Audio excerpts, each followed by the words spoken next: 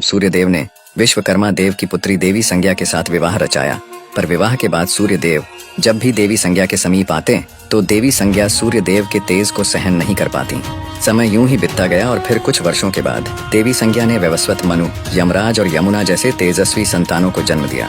पर अक्सर संज्ञा सूर्यदेव के तेज से परेशान ही रहती और एक दिन देवी संज्ञा ने फैसला किया कि वह सूर्यलोक से काफी दूर जाकर तपस्या कर सूर्यदेव के तेज को झेलने योग्य बनेंगी, तभी सूर्यलोक वापस लौटेंगी।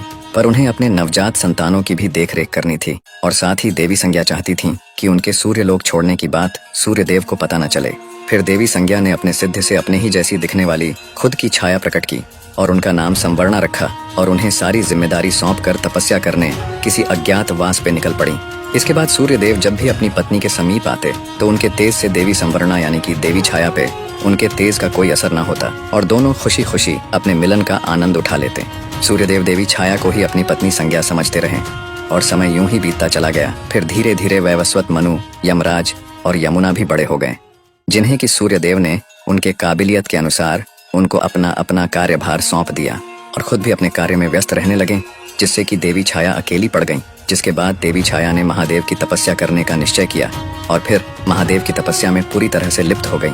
फिर यूं ही तेज धूप में तपकर भूखे रहकर तपस्या करते करते कई माह बीत गए और साथ ही देवी छाया ने तपस्या करते समय ही गर्भ धारण कर लिया था। और इसी बीच जब महादेव देवी छाया के सम्मुख प्रकट हुए और उनसे अपना वरदान मांगने को कहा, तब देवी छाया ने महादेव से अपने लिए एक असल जीवन का वरदान मांग लिया, क्योंकि वह सिर्फ देवी संज्ञा की एक छाया मात्र थी।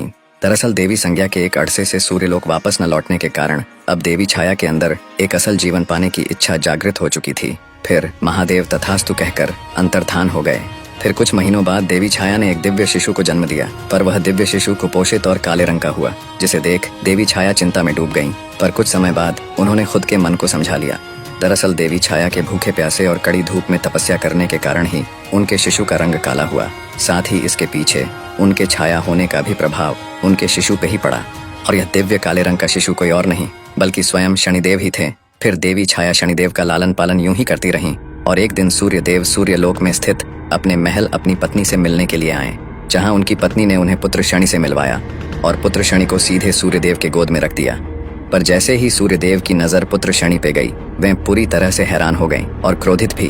फिर पुत्र शनि को देवी छाया के गोद में वापस रखते हुए सूर्यदेव ने देवी छाया को बहुत ही धुतकारा। सूर्यदेव ने कहा कि इस शिशु में उनके कोई भी गुण मौजूद नहीं, न ही उनकी तरह तेज, न ही स्वस्थ और न ही रंग रूप, किसी भी प्रकार से ये उनका पुत्र हो ही नहीं सकता। सूर्यदेव ने पुत्र शनि को अपना पुत्र स्वीकारने से साफ मना कर दिया और गुस्से में वहां से चले गए, जिसके बाद देवी छाया अत्यंत ही निराश हो गईं। और यही वो दिन था जब शनिदेव और सूर्यदेव के बीच शत्रुता की एक बड़ी शुरुआत हो चुकी थी। सूर्यदेव ने अब अपनी पत्नी छाया से दूरी बना लिया था। फिर समय बीतने के अनुसार शनिदेव अब थोड़े बड़े हो चुके थे और अकेली पड़ चुकी छाया का एकमात्र सहारा भी बन चुके थे। शनिदेव पैदाइशी ताकतवर थे और इसका एकमात्र कारण उनके गर्भ में होने के समय देवी छाया का महादेव के लिए तपस्या करना था। तपस्या के प्रभाव के कारण ही शनिदेव पैदाइशी ताकतवर थे।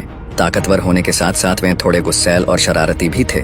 बेहद कम उम्र होने के बावजूद भी उन्होंने कई गंधर्वों को युद्ध में अकेले ही परास्त कर दिया था, यहाँ तक कि देवताओं को भी टक्कर देने लगे थे।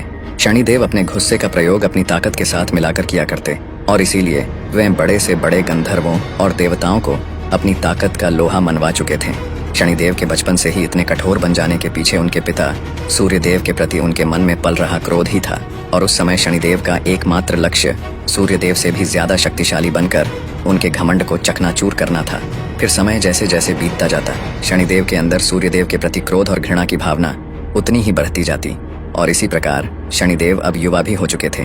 फिर देवी छाया ने शनिदेव के दिन पर दिन बढ़ते गुस्से को शांत करने के लिए उनका विवाह चित्ररथ नाम की कन्या से करवा दिया, जो कि परम तेजस्विनी और साध्वी थी।